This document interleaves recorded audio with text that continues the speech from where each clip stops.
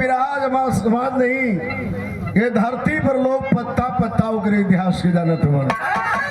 देश का इतिहास सुन ले सौरू लोरी के, लेकिन बिरहा तनी हट के बा। बिरहा में कव्वाली बा कैसे मास्टर?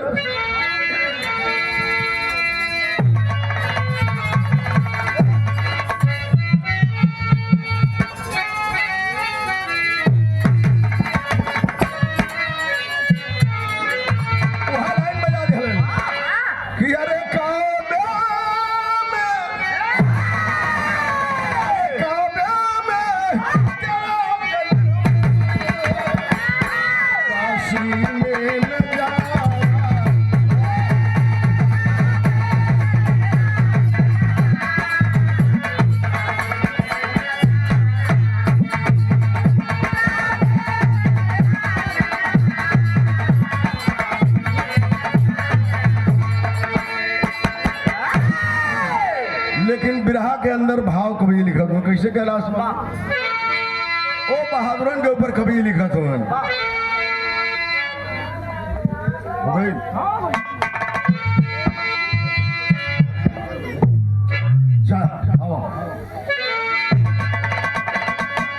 उस पीर उन पीर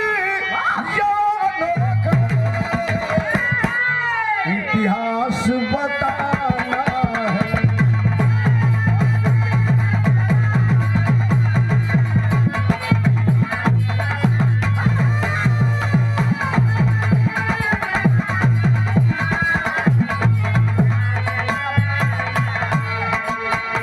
जहां जहां गईला सौरू लोरी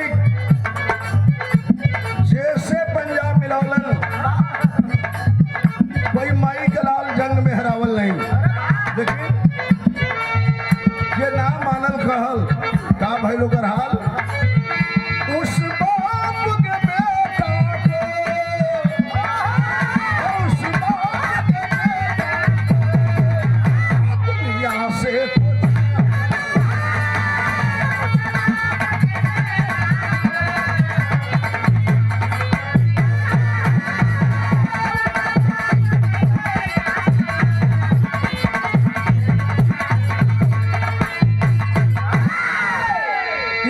बिरहा का हम शुरुआत करे जाते हैं, ठीक ना? यानी गौर से सुना है बिरहा के कैसन बिरहा बा कैसे बाबू?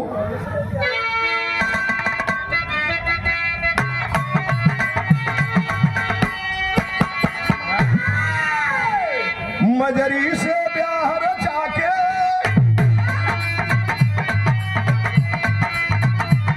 जब सेहरा सजा का लोरी, मजरी से ब्याह रचा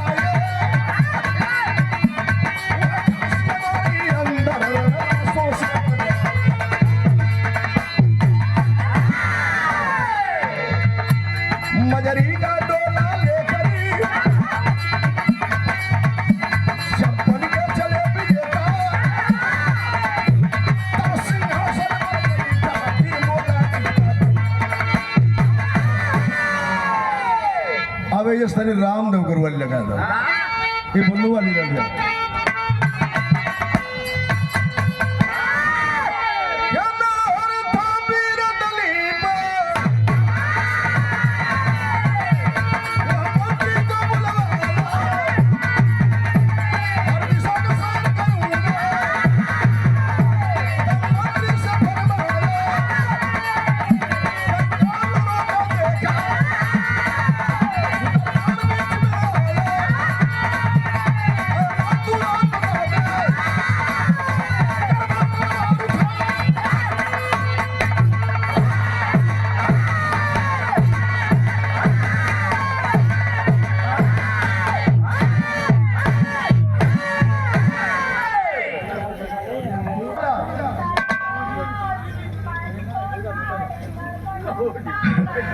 लोरी का सवरू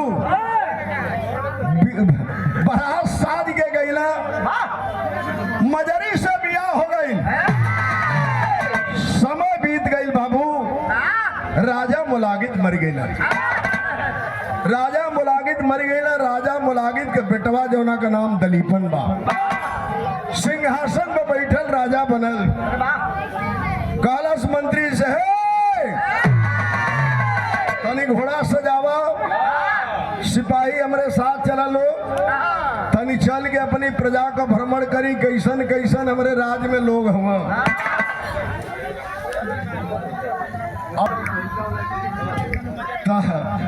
लेके जब चलल है घूमे लगल, घोड़ा से घुमत घुमत जब अगोरी के पश्चिम गई, 3 कोस में इंसान का हड्डी बिखरल है।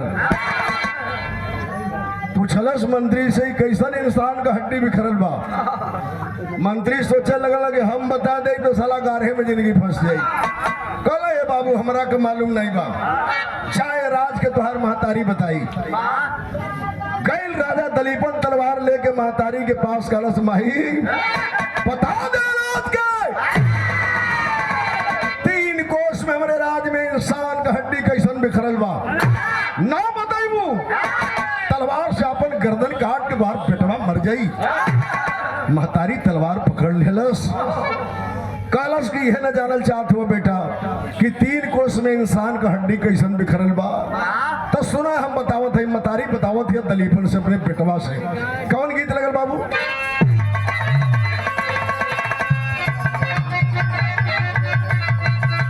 साउंड वाले भाई के हारमोनियम का आवाज बढ़ा दो, वह गीत बजा दिलन। अरे का पागल लागलू ना हो मरिया,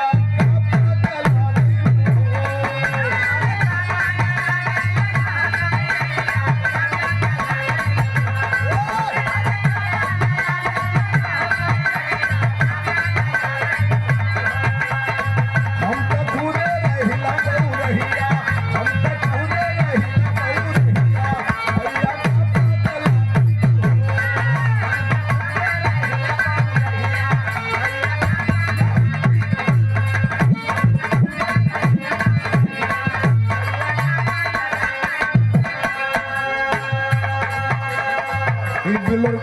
खानदानी बिरहा में नया बिरहा बा। राधेश्याम भैया त्रिशूर के का बतावत हो?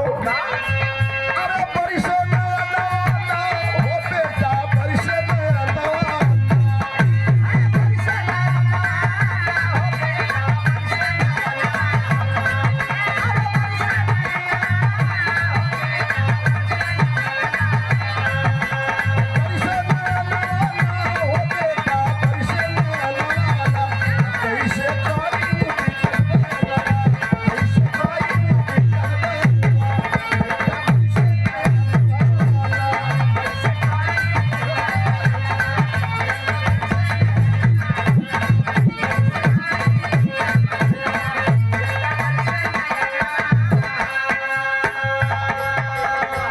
राजा दलीपन कमाई यह न जानल चाहत हमार लाल कि 3 कोस में इंसान का हड्डी कैसन बिखरल बा।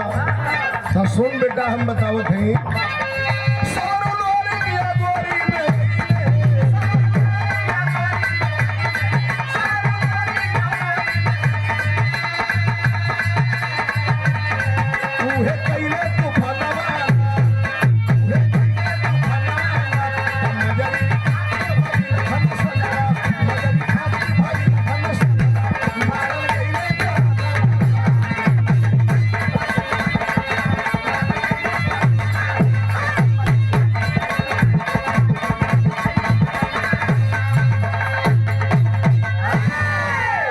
के हमार लाल सुना,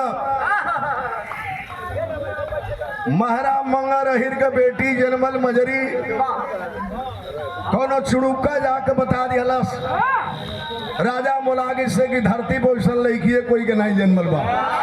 गईल राजा मुलागिस सौरी से उठा के लेके चलल लड़की के, पैर पे गिर गई रानी पटोरा कहली ना हो राजा सुना, जब हमारी लड़की की सदिये करबा ले जाके पोस्ट देवा, धर्म से तुहार बेटी हो जाई, हमारे घरे रहे तो जवान हुई शादी कर लिया।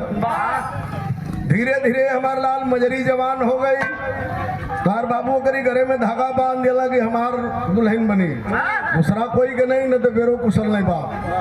जवान भइल महरा मंगा रही चोरी चोरी बागी बलिया में जाके आ गौरा में लोरी कहिर के तिलक चढ़ा दिया। लोरिका अहिर बरात साज के आइल है मारलाल। अब महारा मंगर की अगना में बैठ के बियाह कैलस। सवेरे मजरी का डोला लेके चलल, आगे आगे तलवार लेके लोरी कहीर और पीछे से मजरी का डोला चलल। राजा मुलागी तो बंगला में बैठल हल। कहला लोरी कहीर की तनिन के अंगूठा बिरा दे हरवा टार के। ओ हरवा टार के अंगूठा बिरा दिहलस। हम मुलागी के बात बहुत लगल। जिरहुल पर ले जाके डोली रुकवा दिहला लोरी कहीर। रंपा भाट के तोहार बाप है भैया है। रंपा भाट के तोहार बाप बोलौला बड़ा नामी रहे, दो को मेहरारून को मलिकार रहे। गैल रंपा भाट कहलत बे हमके जात बेलम बा दुल्हन लेके आवत बेलम नहीं बा। गैल रंपा भाट लोरिका अहिर मकैचा की काट से तनी मार मरलस, से तनी मार मरलस कि जहां ले भागल छरछर छरछर खून बहते चल गई। रंपा भाट के जान बचल। ई नरमल भयने गई लोहू के लोरिका अहिर मार देलस। करनी हाथी जौना का 7 पाती अमर लिखल रहल। ए हमार लाल जब करनी हाथी चलल, मजरी कहलस लोरी से कि हमारे मांग का सिनूर हमारा साथ छोड़ के चल जा। मजरी हाथी आओ दिया दुनिया में कोई तुहार जान ना बचा सके। कहलस लोरिका अहिर की जौले ठटरी में परान रही, मजरी तो के छोड़ के ना जाई। आइल करनी हाथी जब सूर से पकड़लस बाह मजरी के, ताना मरलस। मजरी कहलस कि का हो करनी, 1.25 महीना नरक कुंड में रहलू, तोहार सेवा कैली, हमार करनी भुला गईलू। करनी हाथी की बात लगल, मजरी के बाह छोड़ के लौट गई। राजा फिर वो हाथी के मदान कैलन, दारू पिया के दूसरी बेर हाथी चलल। कहलस के भाग जा, हाथी दारू पी ले लेबा, जान ना बची। लोरी कहल कि नहीं मर जाए ठीक बा लेकिन भागब ना। वो करनी हाथी से जंग भइल, 6 बेर मुड़ी कटला, मुड़ी जाओ इंद्रासन से आके सट जाओ। चौथी बेरी मुड़ी कटला, दुर्गा मुड़ी धक दबौलस और घोड़ा के पेशाब कैले रहल, वही जलिया के लथार देलस। अशुद्ध हो गई मुड़िया गई ना, करनी हाथी मारल गई। कहलस कि हमार लाल जब तोहरी बाबू के इहो बर्दाश्त ना भई, तब मजरी के प्यार में इतना पागल रहला कि सेना सजा के गईला जिरहुल पर। जैसे चैत में बनिहार कटिया करेला वैसे सेना के तोहरे बाबू के काटे लगल लुड़का यही। आज जब काटे लगल तोहरे बाबू के पोखियावत के आइल बंगला में, अपनी अचरा से ढक ले लिए हमार लाल। अपनी मांग के सेनूर को भीख मंगली तो लोरी कहीं जान छोड़ के तोहरी बाप के गई। जब इतनी बात सुनल दलीपन कि लोरी कहीं इतना बलवान, हमारे माई के अचरा में हमार बाप लुकई ना तो जान छोड़लस। कहलस की प्रतिज्ञा बा, काला प्रतिज्ञा बा, लोरी के बलिया से बढ़वा के डाले, बोटी बोटी कटवा के लाश को किले पर नहीं टंगवा दूंगा। हमार दलीपन नाम नहीं। कहलस वही किला के अंदर अपने माई से का बताओ था।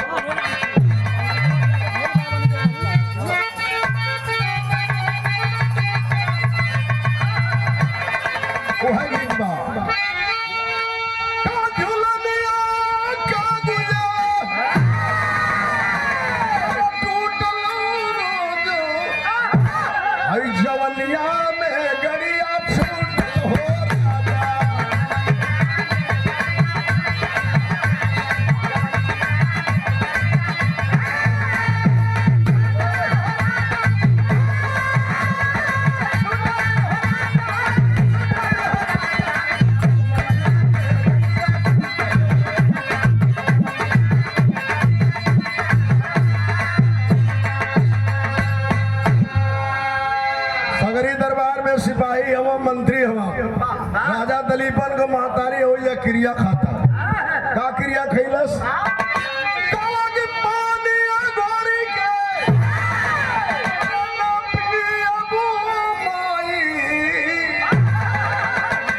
दुश्मन के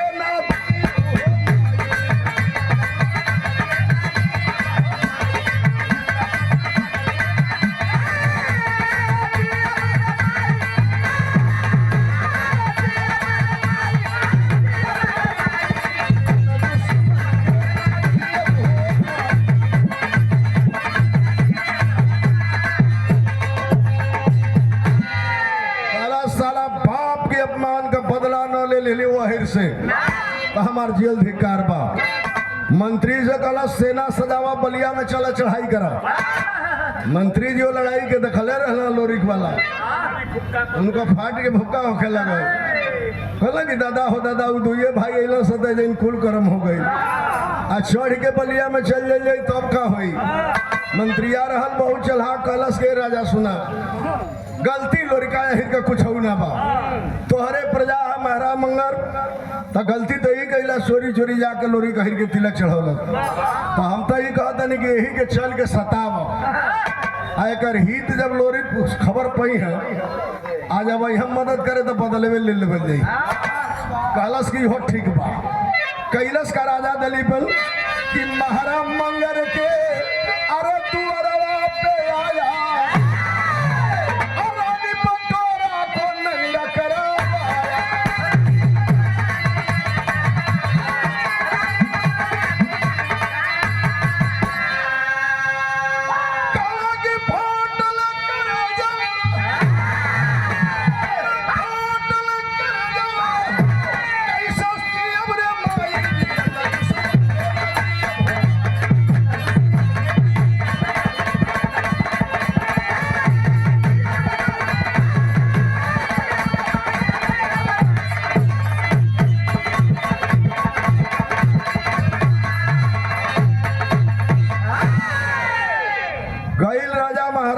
मंगर के द्वार पर फौज लेके महाराज मंगर अहिर के पकड़वला सब मुसुक चढ़ा के सिपाही से कहलत कि ले जाके इनके ताखाना में डाल दलो और उनकी रानी पटोरा के उन्हीं के हाथा में नंगा करवा के दलीपन छोड़वा दिया। जितना महाराज मंगर के घरे राशन बताई रहल सब लदवा के बैलगाड़ी से भेजवा दिया अपनी किला में और अगोरी में ऐलान करवा दिया केहू ये बुढ़िया के अगर दाना पानी दे दे तो सजाए उसको मौत मिलेगी सजाए मौत। सब कांप गए अगोरी के लोग। वही अगोरी में सोनिया नाव के वो लड़की रहल मजरी के सखी रहल एगो चिट्ठी लिखलस है पंचो और चिट्ठी के भेजलस गौरा में पंडित जी से। पंडित जी मजरी के जब दिहला वो चिट्ठी अपन सीधा पिसान लिहला पंडित जी कहिए ना काम बा दक्षिणा से काम बा अपन लिहला चल लिहला कौनो जवाब नहीं आई। दूसरी चिट्ठी सोनिया भेजलस वही बगला में भोरी बैठल रहल कलश के भाई 15 दिन 20 दिन पर पंडित जी आवेला 10 दिन पर 8 दिन पर आई खाली माई से मिल के सीधा पिसान लेके चल जाना। अहिला पंडित जी कलश खबरदार खड़ा हो जाना नेवरा का समाचार आज हमसे बतावा। पंडित जी चिट्ठी निकालला कहला कि ला है में लिखल बा कहला सब होरी की तरह के पढ़े में का लिखल बा। पंडित जी कहला कि करिया अक्षर भैंस बराबर हम पढ़े लिखल बा बनना है पढ़ ना पाई तो कहला कि कुछ पैबो ना करबा भाग जाना तो मुड़ी काट दी। पंडित जी चलना भाग कहला साला जान बची तो बहुत दक्षिणा मिली। अब हरको पढ़ल लिखल ना रहला कहला कि ले चली चंद्रजिता हमार भाई पढ़ल लिखल बा बोहा में गाय चरावता वही से चिट्ठी के पढ़वाई। जब ले गई ना चिट्ठी के तो कहला चंद्रजिता कि देवाजित के भी बोला लो भाई है। तीनों भाई ये बाबू वही बोहा में बैठलन है आ चिट्ठी पढ़े शुरू कैलन तब का बात कभी लिखत हो।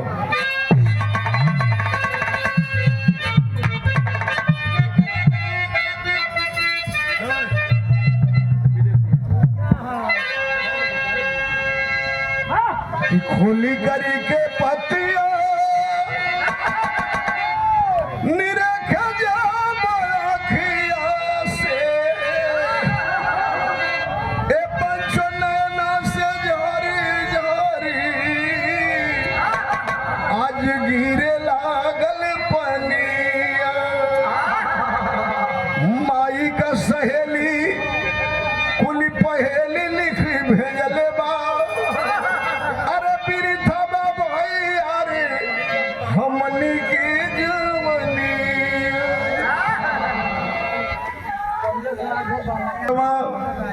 और रोवे लगल भाईवा। दोनों भाई पूछल काहे रोत हुआ में का लिखल बा। कहलस की सुना बतावत है कहलस की मोला गीत के बेटे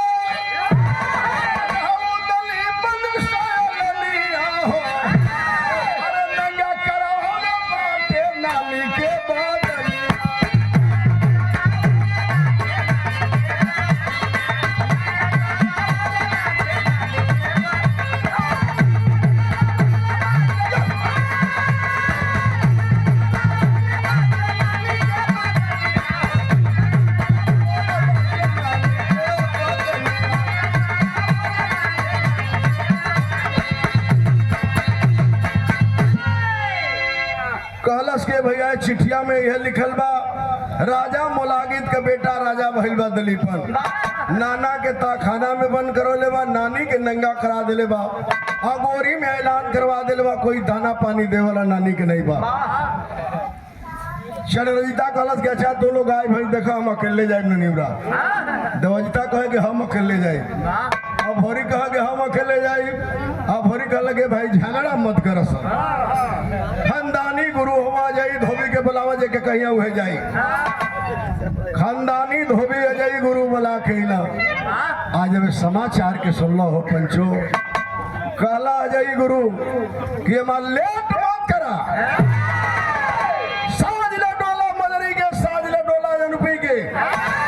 मामा नानू के लेके तीनों बेटा जल्दी करा पयान कहला हम तू ना जीबा कहला हम ना जाए बुढ़ौती आगे चले के अब शक्ति नहीं बा चलिए ली बुहा ले ये बड़ी बात बा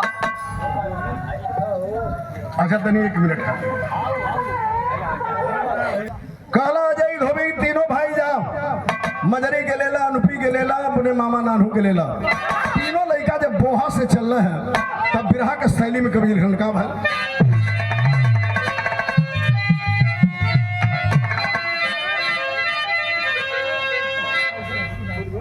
बिरहा का लाना देखो जवानी घायल शेर की हुई जवानी घायल शेर की हुई रोम रोम में गौरा वाला पानी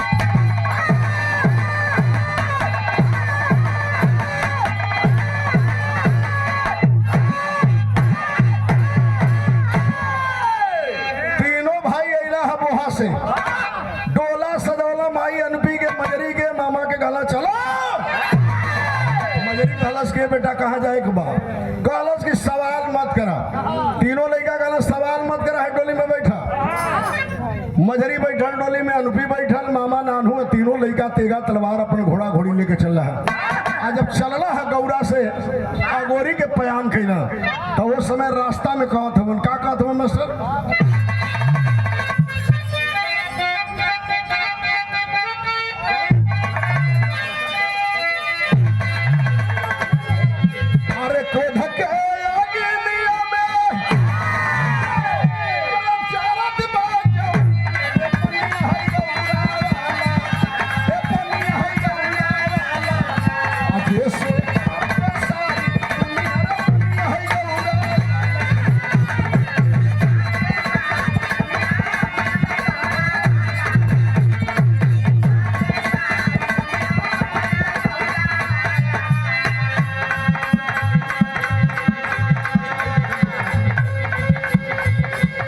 के चरण संगे अरे अनुप्रिया मजरी साथे चलली भाई अरे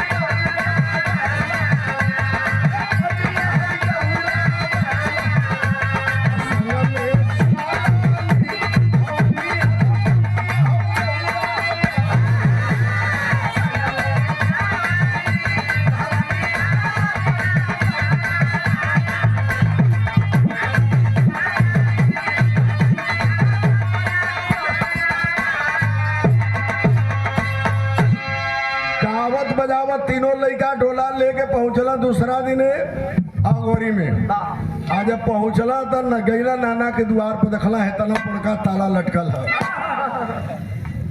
अब होरी कहला तलवा कैसे खुली चंद्रजिता कहला लोहार थोड़े बोलावे के पड़ी खींच के बरलस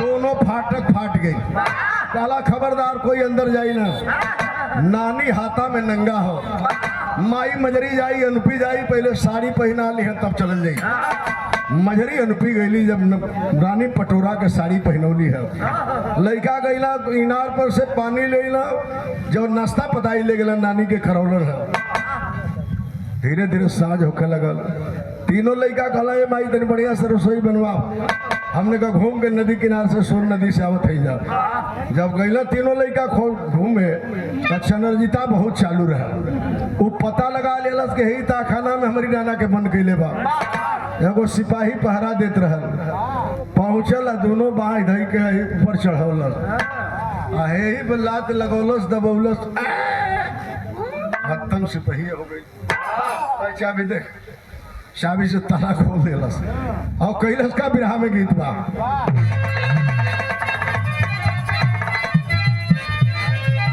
वह गीत बा कि अरे माई काली बेटी नियरा पिया वही हो ए माई काली बेटी नियरा पिया भैया को बड़ी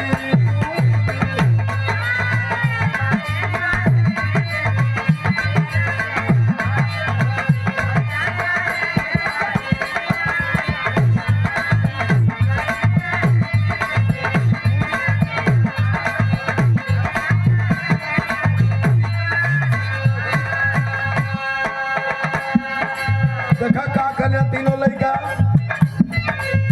तीनों गोरी अइले वही नदिया की ओरी गइले तीनों गोरी अइले नाना के बिहाली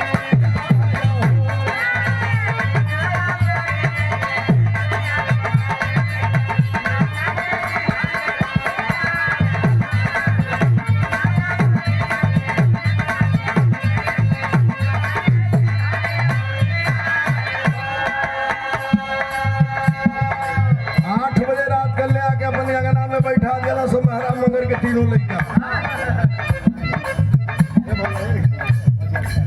तीनों लड़का बैठल हो महाराज मंगर जब नजर दौड़ौलन हो पंचो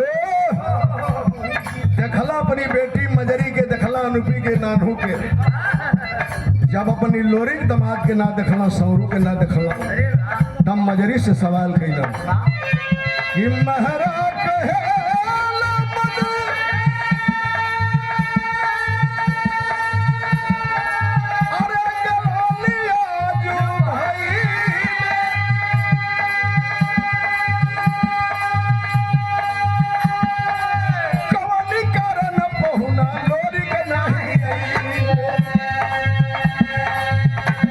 महाराज मंगर की कारे मजरी बरियारा हितनाथ खोजल जला यही खातिर कि हितनाथ जब गारे सके ते का पड़ी राधे श्याम भैया हितनाथ तो बड़ी काम में आई कवन गलती हो गई कि महाराज मंगर के विपद में हमार दमाद लोग ना आइल सौरू ना आइल मजरी की आंख से झरझर झरझर आंसू चले लगल हो बिरहा सुने वाला भाई लोग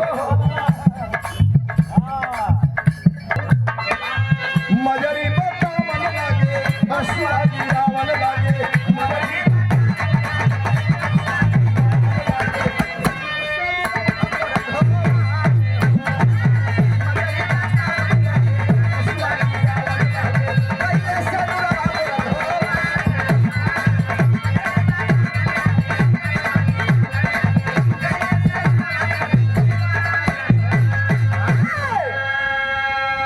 पकड़ के मजरी रोवे लगल कहलस कि काका ये दुनिया में सौरू लोरिक ना हो काका सौरू लोरिक ना हो पहला चिट्ठी पंडित जी दिहला वो चिट्ठी के हम दबा लेली कि हमारा 18-17 साल के लड़का हुआ जाके नाहक जान दे दिया दूसर की चिट्ठी गई हमार लड़का पा गई ना मन लेके चली ला हो काका सौरू लोरी के दुनिया में ना हो सौरू लोरी के दुनिया में ना हो जब महाराज मंगर बात के जलना की धरती पर हमार दमाद सौरू और लोरी दोनों नहीं हुआ झरझर झरझर महाराज के आंख से आंसू चले लगल तनी सा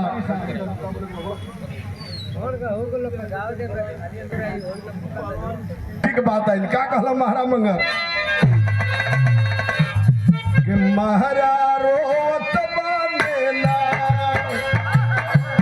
भाई के पाहुआ होती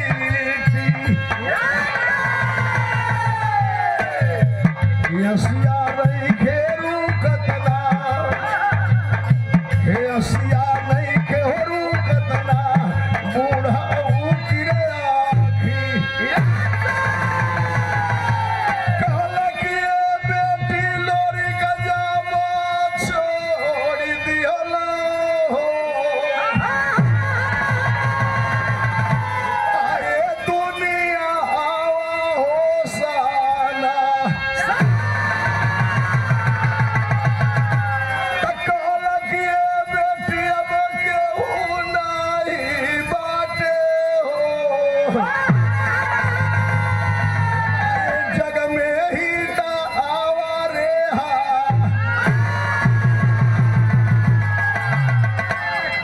कि मारा मंगरे बेटी जब हमार दमाद लोरी के सौरू ना हो धरती पर दुनिया में हमार कोई मदद ना कर सकेला। हाई आलहर नाती आई लो हमार 3 गो इन्हन के लेके महोबा फरार हो जो गौरा में गौरा चल जो न तो राजा दलीपन काल जानी इन्हन के मौत का सजा दे दी जवन बूढ़ा बूढ़ी के सजा दे सहल जाई लेकिन मजरी तो चिराग बुता जाई बेटी लेके लइकन के भाग जो मजरी तैस में आई लोहिया में कलश सुना कलश की काका काका काका सुनिला बात हमार कलश की काका सुनिला की 12 बरिस ले दिए हो कुकुर 13 बरिस ले दिए हो सी कलश की काका अरे 18 बरिस ले दिए हो सुरुमा जियला के हउए रे धीरी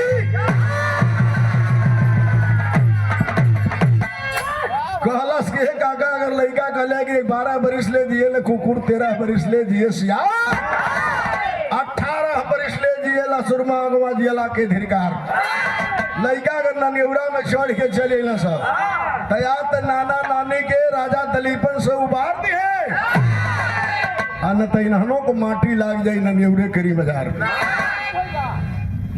मजरी अब रात होखे लगल तीनों लइकन कहला जो ही भोरारी होई त राजा के किला का 3 गो गेट बा एगो उत्तर और एगो पश्चिम और एगो पूरब और तीनों गेट पे तीनों बेटा जम जइहा आ कोई के ना अंदर आवे दिया ना बाहर कोई बाहर से अंदर जा दिया का भइल बाबू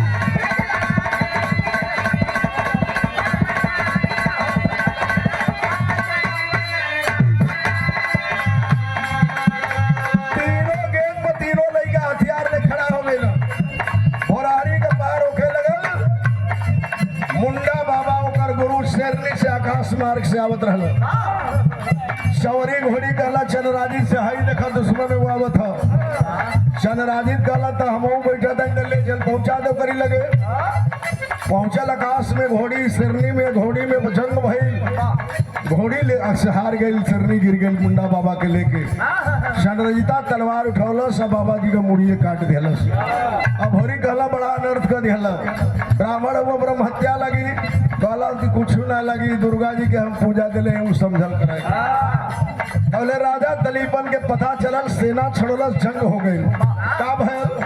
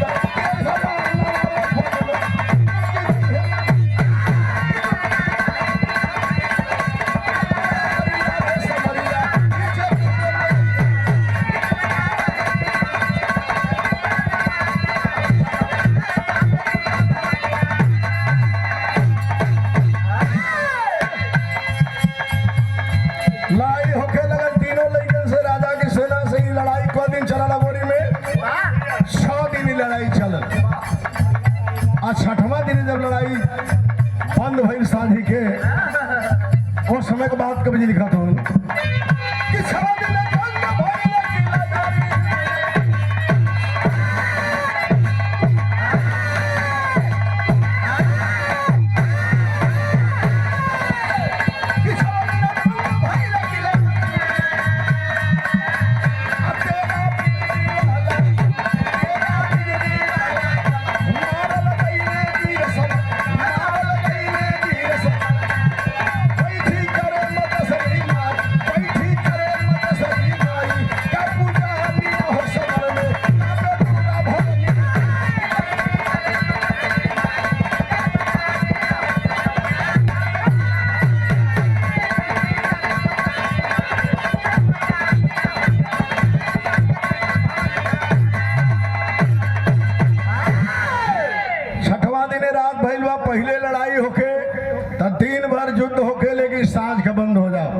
ये नहीं कि राती के दुश्मन मिल जाए तो कोई घात करे, राती के नहीं करे।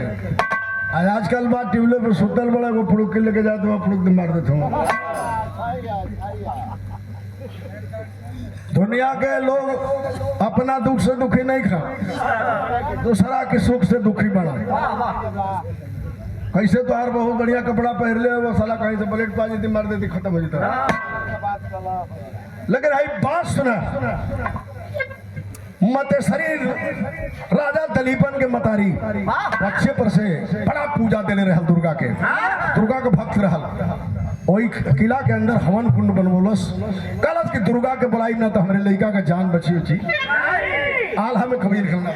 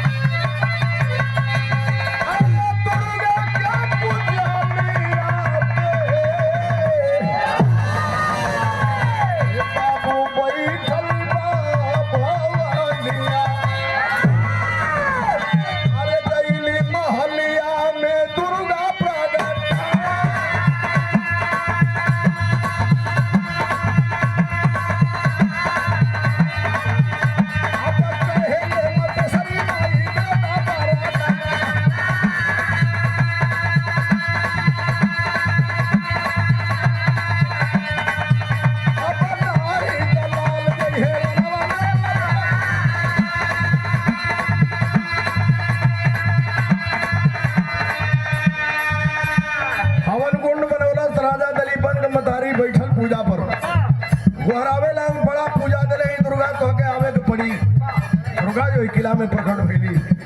कहली बोल बेटी का चाही, कहलस कि हमके वरदान देला कि काल की लड़ाई में हमारा लड़का न मारल जाओ।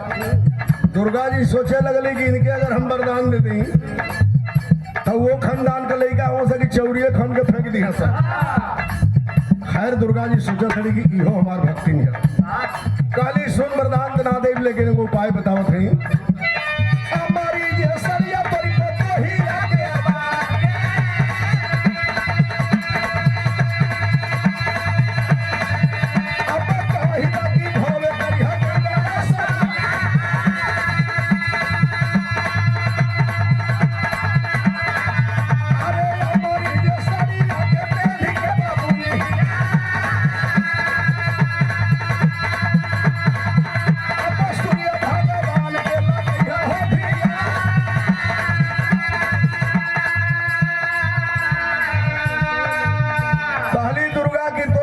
बेटा जौन दलीपन बा ओकरा मेहरारू के झांपड़ी में एगो हमारी साड़ी बा उ जानत बा। कोई दा भोरवे में वो साड़ी के लेके चल गई गंगा किनारे। आज स्नान करके साड़ी के पहिर के तोरे अचरा के वही अचरा में तोरी बेटा का उम्र लिखल बा। पूरब दिशा में खड़ा हो जाई, आंख बंद के सूर्य भगवान के ध्यान दई। आज जो ही सूर्य का किरण अचरा में पड़ जाई, तीनों लोक में तोरी बेटा को कोई ना मार सकेला। यह कही के दुर्गा जी चल गई, लेकिन का भइल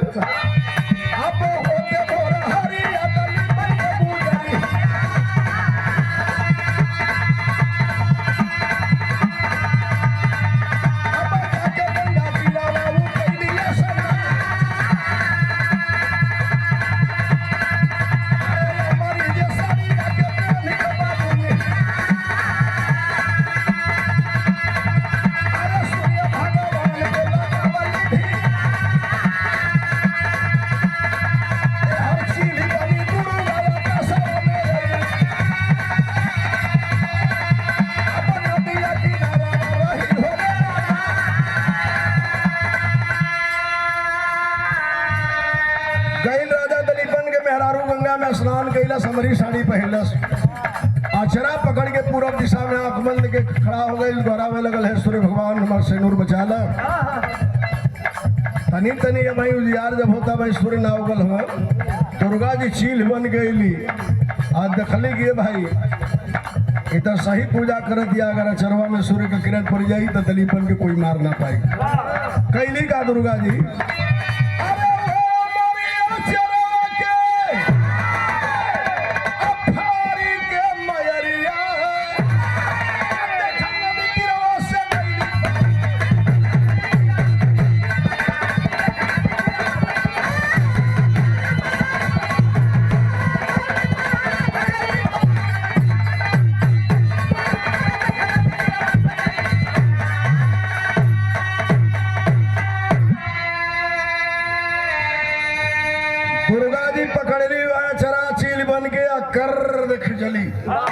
सर दे लेके फरार होकर उड़ गई।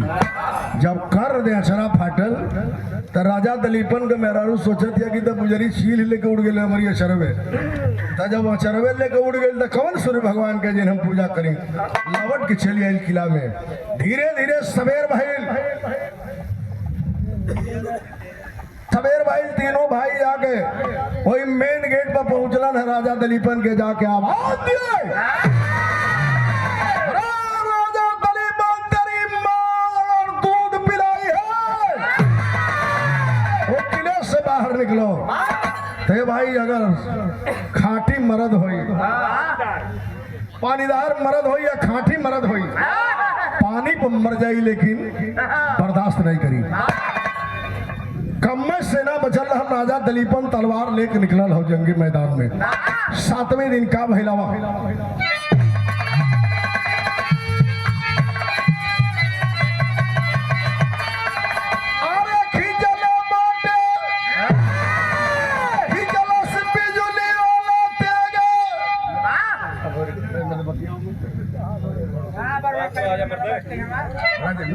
चला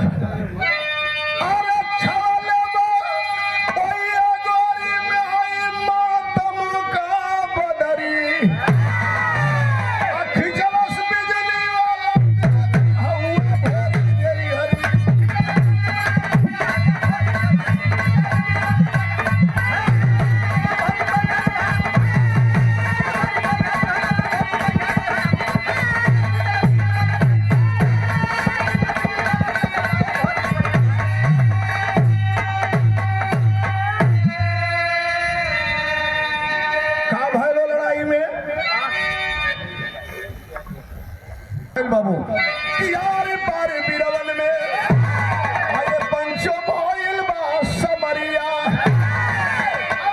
काट लिया भोर कोई दली बन के माहूरी।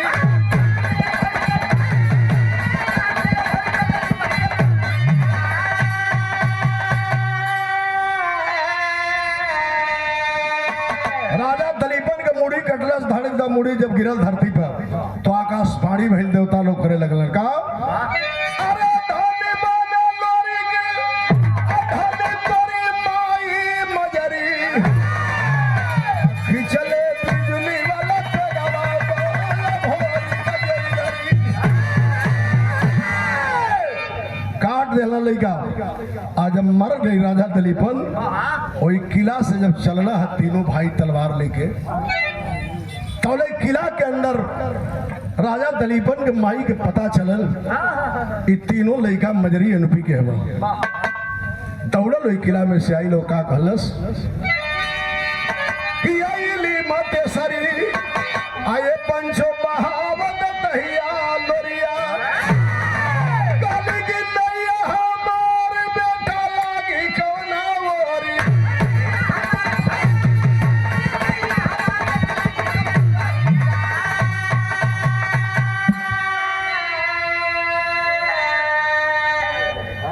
राधे श्याम भैया आइल मते सरी कॉलेज की तू लोग मजरी के अनपी के बेटा हुआ। हाँ बतावा कलश के रे बेटा वही महरा मंगर का बेटी हम है। मजरी हमार बहन है। हमार बियाह हमार काका कैला महरा मंगर डोली में बैठ के ससुरा जात रहनी कौन छुड़का जाके बता ले राजा मुलागी से हमार डोला छिनवा के लाके किला के अंदर जबरी ब्याह करके रख लिया। एक ही हमरे आप के तारा रहल, हमरे जीवन के सहारा रहल, तू लोगन के हाथे मार गई तो हमरे जिंदगी का परवरिश कैसे हुई बता के जा। जब तीनों लड़का जलन के हमने के मौसी बा ले गईला राजा महाराज मंगर के घरे कहला का हो ना ई मौसी हमन के कहला कि हाँ बेटा ई मजरी के बड़ बहन है। मजरी के बड़ बहन में तसरी है राजा मुलागित राख लिया। पूरा मिर्जापुर सोनभद्र बनारस जितना उन्हीं गई पूर्वांचल के जिला के हिर बोलावल गई सब बैठल समियाना लगल बहुत बड़का। तीनों भाई खड़ा भैला हाथ जोड़ के कहला कि भैया लोग हमारी मौसी के बिरादरी में मिला दलो। अब हिर लगला छर के हाँ हाँ अरे मौसी के जिंदगी भर राजा मुलागित रखला सा बुढ़ौती में लेला हमन को मिलावल दे ई बाजा ना बाजी कहला सब हरिका की खबरदार भात ना खाई बोलो कहला जे पंचायत में हमन के भात ना खाई तीनों भाई के लात खाई तहिया तू लो हिर कहाँ रहला कोनो हिर ऐसन बेटा नहीं पैदा कइलस कहिया हमरे मौसी का डोला राजा मुलागित छिनवा लेलस हिर वंश में कोई मर्द न रह जाके डोला रोके बदे हाथ ना खाई बोलो लात खाई बोलो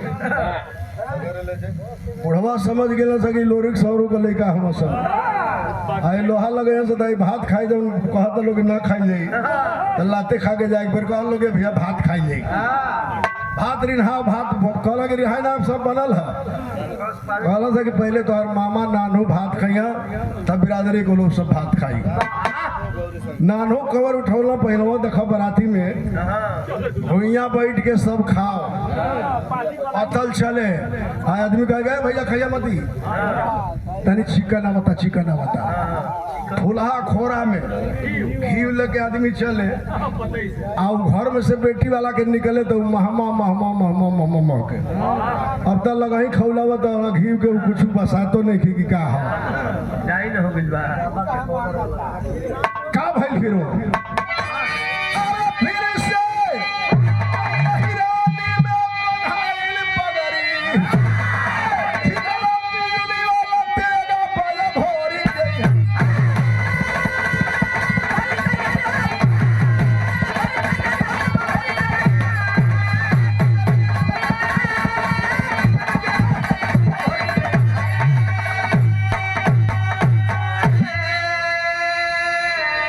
वही अगोरी में लइका कुछ दिन बितौला और नाना नानी के हवाले वही अगोरी का राज रियासत का के लइका चले ले बलिया में गौरा करी बाबू कि चाहे देखार स्वामी गुरजद्दू लहराती फुलवारी श्री नारायण स्वर्ग में गईले